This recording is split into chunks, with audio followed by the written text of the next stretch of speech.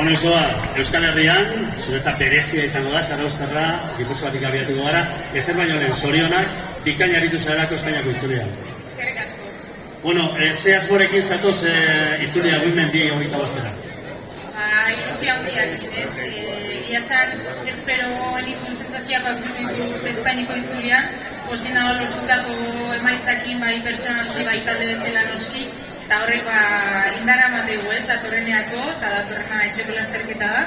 Izan ilusioak gaude, azkenean talde euskalduna izan da, eta ni pertsonalki bertako izan da ilusio handiak lasterketa honek. Bueno, eskerrik asko, Usoa, eta Ane Santesteban, aprobetxatuko dut. Baita ere, Ane, zuzara taldeko veteranetako da. Bueno, badakitzu zer da hau, ofizioa ezagutzen duzu, zer espero duzu, nola espero duzu jokatzea laboral kutxak aurtengo itzulia? Egia esan azkeneko lasterketetan laboral kutxa talde osoa oso komodatu behar.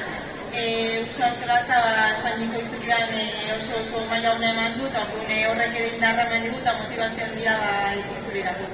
Bueno, mi esker guztien, txalo bero bat, laboral kutxako txerren